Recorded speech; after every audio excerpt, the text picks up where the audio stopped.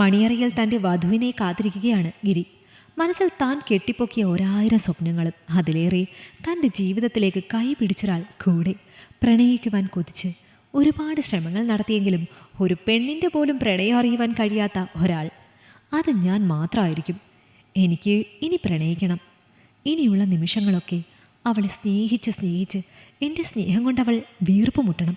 ഈ ലോകത്ത് മറ്റാർക്കും അവൾക്ക് കൊടുക്കുവാൻ കഴിയാത്തത്ര സ്നേഹം എനിക്ക് അവൾക്കായി കൊടുക്കണം. എനിക്കൊരു പുതിയ മനുഷ്യനാവണം.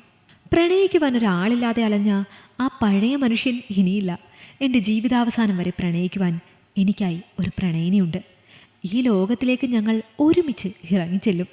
അവിടെ ഞാൻ ഉറക്കെ വിളിച്ചു കൂകും, ഐ ലവ് യു ഗീത. ആരൊക്കെ കേട്ടാലും എനിക്ക് കുഴപ്പമില്ല. ഈ ലോകം തന്നെ കേൾക്കട്ടെ, ഞാൻ പിറകെ നടന്നവരും കേൾക്കട്ടെ. അവരെക്കാൾ മിടുക്കിയായ, അവരെക്കാൾ സുന്ദരിയായ, അവരെക്കാൾ സ്നേഹമുള്ള, അവരെക്കാളൊക്കെ എന്നെ സ്നേഹിക്കുന്ന ഒരു പെണ്ണ്. ഓർക്കുമ്പോൾ എന്തെന്നില്ലാത്ത ഒരു സന്തോഷം. ഇന്നവളെ ഞാൻ കെട്ടിപ്പിടിക്കും, എടുത്തുയർത്തും. ഒരു കുഞ്ഞിനെ പോലെ അവളെ ഞാൻ കൊഞ്ചിക്കും. ചുംബനങ്ങൾ കൊണ്ട് അവളിൽ ഒരു കവിത തന്നെ എഴുതും. ഗിരിയേട്ട. പിന്നിൽ നിന്ന് അവളുടെ ശബ്ദം കേട്ടപ്പോൾ ആദ്യം ഒരു നാണം വന്ന അയാളുടെ ചുണ്ടുകൾ ഒരു പുഞ്ചിരി വിരിഞ്ഞു. മെല്ലെ തിരിഞ്ഞുകൊണ്ട് അവളെ നോക്കി. വാ, ഇരിക്ക്. കട്ടിലിരിക്കാൻ അവളോട് അയാൾ ആവശ്യപ്പെട്ടു. ഒരു പുഞ്ചിരിയോടെ കട്ടിലിലേക്ക് ഗീത വന്നിരുന്നു. കണ്ണെടുക്കാതെ അയാൾ അവളെ നോക്കി. എന്താ ഇങ്ങനെ നോക്കുന്നത്? അവൾ അയാളോട് ചോദിച്ചു. ഇതൊരു സ്വപ്നമാണോ? എനിക്ക് വിശ്വസിക്കാൻ കഴിയുന്നില്ല. എൻ്റെ ജീവിതത്തിലേക്ക് വന്ന ആദ്യത്തെ പെണ്ണാടോ താൻ. പ്രണയിക്കാൻ കൊതിയായിരുന്നു. ഇതുവരെ എനിക്ക് ഒരാളെ കണ്ടെത്താനും കഴിഞ്ഞില്ല. എന്നോട് വന്നാരും ഇഷ്ടം പറഞ്ഞിട്ടുമില്ല. പ്രണയത്തിൻ്റെ മധുരം എന്താണെന്ന് ഞാൻ അറിഞ്ഞിട്ടുമില്ല. ഞാനൊന്ന് കെട്ടിപ്പിടിച്ചോട്ടെ. ആഗ്രഹിച്ച കളിപ്പാട്ടം കിട്ടിയ സന്തോഷത്തിൽ നിൽക്കുന്ന ഒരു കുഞ്ഞിനെ പോലെയായിരുന്നു അയാൾ. അയാളുടെ ആഗ്രഹം കേട്ട് ഗീത ദയനീയതയോടെ അയാളെ നോക്കി. ഗിരിയേട്ട, എനിക്ക് കുറച്ച് കാര്യങ്ങൾ സംസാരിക്കുവാനുണ്ട്. അതിനുശേഷം നമുക്ക് തീരുമാനിക്കാം. ഗീത പറയുന്നത് കേട്ട് ഗിരി പകപ്പോടെ അവളെ നോക്കി. ഞാനൊരു പ്രോസ്റ്റിറ്റ്യൂട്ടാണ്. മതി. ഗിരിയുടെ ഹൃദയം തുളയ്ക്കുന്നത് ആ 4 ചുവരുകൾക്കുള്ളിൽ അലയടിക്കുന്നത് പോലെ തോന്നി. എന്താ പറഞ്ഞേ? അതെ, എൻ്റെ ആവശ്യങ്ങൾക്കും പണത്തിനും വേണ്ടി സ്വന്തം ശരീരം വിറ്റ് ജീവിക്കുന്ന പെണ്ണ്. അത്രയും നേരം സന്തോഷവാനായിരുന്ന ഗിരിയുടെ നെഞ്ചെടുപ്പ് വല്ലാതെ ഉയർന്നു. അയാളുടെ കണ്ണുകൾ ചുവന്നു തുടുത്തു. തിരിച്ചൊന്നും പറയാൻ കഴിയാതെ അയാൾ തേങ്ങി. ശബ്ദമൊന്നും പുറത്തു വരാതെ ആ നിമിഷം അത്രയും അയാൾ ഒരു മെഴുകുതിരി പോലെ ഉരുകിപ്പോയിരുന്നു. ക്ഷമിക്കെന്നോട്. ഒന്നും മനഃപൂർവ്വമായിരുന്നില്ല. നിങ്ങളെപ്പോലെ ഒരു നല്ല മനുഷ്യനെ ചതിക്കാൻ എനിക്ക് കഴിയില്ല. ഒക്കെ തുറന്നു പറഞ്ഞ് ഈ രാത്രി തന്നെ ഈ വീട്ടിൽ നിന്നും ഇറങ്ങാനാണ് ഞാൻ കാത്തിരുന്നത്. എനിക്കൊരു വിവാഹ ജീവിതം കൊതിച്ചതല്ല ഈ വിവാഹത്തിന് ഞാൻ സമ്മതിച്ചത്. ഗിരിയേട്ടനറിയാലോ, എനിക്കിളയതായി 2 അനിയത്തിമാരുണ്ട്. +2 കഴിഞ്ഞ് വീട്ടിൽ നിൽക്കുന്ന സമയത്ത് അച്ഛനൊരു ബൈക്ക് ആക്സിഡൻ്റ് ഉണ്ടായി. വീട്ടിൽ സംഭവം അറിഞ്ഞ ഉടനെ അമ്മയ്ക്ക് സ്ട്രോക്കും വന്നു. 2 പേരും മരണത്തോട് മല്ലടിച്ച് തിരിച്ചു വന്നു. ജീവൻ മാത്രം അവശേഷിച്ചു. അമ്മ തളർന്നു പോയിരുന്നു. കിടക്കയിൽ നിന്ന് എഴുന്നേൽക്കാൻ കൂടെ കഴിയില്ല ആ പാവത്തിന്. അച്ഛനും അങ്ങനെ തന്നെ. എൻ്റെ സഹായമുണ്ടേൽ എണീറ്റ് നടക്കും. ഞങ്ങൾ 3 പെൺകുട്ടികൾ മാത്രം. നടുവിലത്തേത് അന്നവൾ 10ാം ക്ലാസ്സിൽ, ഇളയവൾ 8ലും. പലരുടെയും സഹായങ്ങൾ കൊണ്ട് കുറേ കാലം കടന്നുപോയി. സഹായങ്ങൾ പിന്നെ മറ്റു പല രീതികളിലുമായി. 10ാം ക്ലാസ് നല്ല മാർക്കോടെ അവൾ പാസ്സായി. തുടർന്ന് പഠിക്കുവാനുള്ള ആഗ്രഹം അവൾ എപ്പോഴും പറഞ്ഞുകൊണ്ടേയിരുന്നു. അന്ന് തൊട്ടടുത്ത വീടുകളിൽ തൂക്കാനും തുടയ്ക്കാനും പാത്രങ്ങൾ കഴുകാനും ഒക്കെ ഞാൻ പോയി തുടങ്ങി. അതിലെ കുഞ്ഞു വരുമാനം കൊണ്ട് അമ്മയ്ക്കും അച്ഛനും മരുന്നുകൾ വാങ്ങാൻ തന്നെ തികഞ്ഞിരുന്നില്ല. പിന്നെ അവളെ എങ്ങനെ പഠിപ്പിക്കാൻ? ജോലി ചെയ്യുന്ന വീടുകളിൽ നിന്ന് കുറച്ച് കടമായി ചോദിച്ചു നോക്കാമെന്ന് കരുതി ചോദിച്ചെങ്കിലും നിനക്ക് പൈസ എങ്ങനെ തരും? ഇപ്പം തന്നെ പട്ടിണി, കിട്ടുന്നതൊന്നും തികയുന്നുമില്ല, എങ്ങനെ നിന്നെ വിശ്വസിച്ച് പണം തരും എന്നൊക്കെ പറഞ്ഞപ്പോൾ ഗീത അറിയാതെ വിതുമ്പിപ്പോയി. എനിക്കറിയില്ലായിരുന്നു ഗിരിയേട്ടാ, ആ നിമിഷമൊക്കെ അവരുടെ മുന്നിൽ ഒരു ചിരിയോടെ ഞാൻ നിന്നുവെന്ന്. ആരും പണം തരാൻ തയ്യാറായില്ല. പക്ഷേ എന്നോട് കുറച്ച് അടുപ്പം കാണിച്ച ഒരങ്കിളുണ്ട്. എപ്പോൾ വീട്ടിൽ ചെന്നാലും എനിക്ക് കഴിക്കാനും അനിയത്തിമാർക്ക് കഴിക്കാൻ തന്നുവിടുകയും ഒരു ടിപ്പ് എന്ന പോലെ അവിടുത്തെ ആൻറ്റി കാണാതെ ഇടയ്ക്കൊക്കെ ചിരിച്ചുകൊണ്ട് മോളേന്ന് വിളിച്ച് ഒരച്ഛനെ പോലെ സ്നേഹം തരുന്ന അങ്കിൾ. ആരൊക്കെ അവഗണിച്ചാലും അയാൾ തരുമെന്ന് എനിക്ക് ഉറപ്പായിരുന്നു. പതിവ് പോലെ അവിടുത്തെ ജോലികളൊക്കെ തീർത്ത് ഇറങ്ങാൻ നേരം അങ്കിളിൻ്റെ ഡോറിൽ പോയി കൊട്ടി. എൻ്റെ സ്വന്തം വീട് പോലെ ആയിരുന്നു അതും.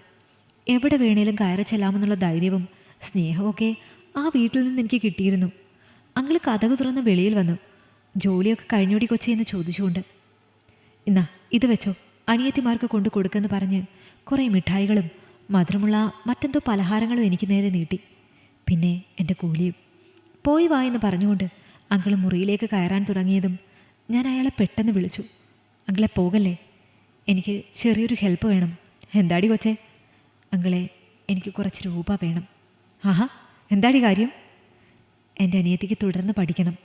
അവളെ ഉയർന്നൊരു നിലയിലെത്തിക്കണം. മിടുക്കിയ അങ്ങളെ അവൾ. എത്ര വേണം നിനക്ക്? എന്നോട് ചോദിച്ച പോരെ? അതിനീ വളച്ചുകെട്ടലൊക്കെ എന്തിനാ? നീ വാ. അങ്കിൾ എന്നെ മുറിയിലേക്ക് ക്ഷണിച്ചു. സന്തോഷത്തോടെ ഞാൻ അകത്തേക്ക് കയറി ചെന്നു. ഒരുപാട് പേരോട് ഞാൻ ചോദിച്ചങ്ങളെ.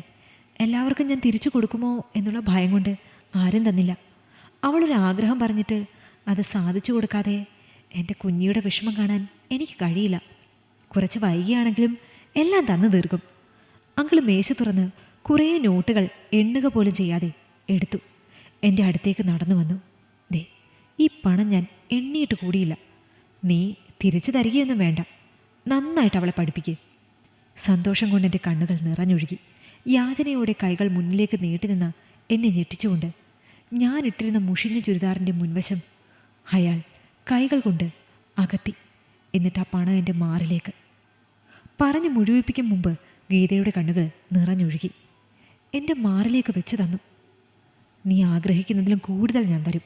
പക്ഷേ എനിക്ക് വേണം എല്ലാം. ആ പണം അയാളുടെ മുഖത്തേക്ക് വലിച്ചെറിഞ്ഞു വെളിയിലേക്ക് ഞാൻ ഓടി. പക്ഷേ എൻ്റെ അനിയത്തിയുടെ മുഖം പെട്ടെന്ന് മനസ്സിൽ തെളിഞ്ഞു. ആരോട് ചോദിക്കാനാണ്? എനിക്ക് ആര് പണം തരാനാണ്? എന്നെ കളിയാക്കിയ പലരുടെയും മുഖം മനസ്സിൽ തെളിഞ്ഞു. ഗേറ്റിൻ്റെ അടുത്ത് ചെന്നിട്ട് വീണ്ടും ഞാൻ തിരികെ ചെന്നു. ഞാൻ മുറിയിൽ ചെന്നപ്പോൾ അയാൾ തറയിലിരുന്ന് പൈസ പിറക്കുകയായിരുന്നു. ഞാൻ അയാളുടെ നേരെ കൈകൾ നീട്ടി. ഞാൻ വരാം, എന്തു വേണമെങ്കിലും ചെയ്യാം. അയാൾ ഒരു ചിരിയോടെ എഴുന്നേറ്റു. എന്ത് സുന്ദരിയാടി നിന്നെ കാണാൻ. നിന്നെ ഞാൻ വല്ലാതെ കൊതിച്ചുപോയി. എൻ്റെ മാറിലേക്ക് നോക്കി അയാൾ എന്തൊക്കെയോ പറഞ്ഞു. രൂപയും വാങ്ങി ഞാൻ അവിടെ നിന്ന് ഇറങ്ങി. പിന്നെ അയാൾ എൻ്റെ ശരീരത്തെ പലപ്പോഴായി ഉപയോഗിച്ചു തുടങ്ങി. എൻ്റെ ആവശ്യങ്ങളും വർദ്ധിച്ചു. പിന്നെ അയാളുടെ കൂട്ടുകാർ, അവരിലൂടെ മറ്റുള്ളവർ, അങ്ങനെ ഊരും പേരും ഒന്നും അറിയാത്ത, എണ്ണം പോലും ഇല്ലാത്ത എത്രയോ പേർ. ഗീത ഒന്ന് നിർത്തി ഗിരിയെ നോക്കി. അയാൾ നിശബ്ദനായി അവളെ നോക്കി നിന്നു. അങ്ങനെ അനിയത്തിമാരുടെ വിദ്യാഭ്യാസവും ജോലിയും വിവാഹവും ഒക്കെ നടത്തി. കഴിഞ്ഞുകൂടാൻ ഒരു കുഞ്ഞു വീടുമൊക്കെ ഞാൻ ഈ തൊഴിലിൽ നിന്നാണ് നേടിയെടുത്തത്. നല്ല ഡോക്ടർമാരുടെ മരുന്നുകളൊക്കെ നൽകി അമ്മയുടെയും അച്ഛൻ്റെയും ജീവനൊക്കെ തിരികെ കൊണ്ടുവന്നു. മരിക്കുന്നതിന് മുൻപ് അവരുടെ ആഗ്രഹമായിരുന്നു എൻ്റെ വിവാഹം. ഒരുപാട് പ്രാവശ്യം പറഞ്ഞു കല്യാണം വേണ്ടെന്ന്. പക്ഷേ നിങ്ങളെപ്പോലെ ഒരു നല്ല മനുഷ്യൻ്റെ ജീവിതത്തിലേക്ക് ഒരു കരടായിപ്പോയി ഞാൻ. എന്നോട് ക്ഷമിക്കൂ.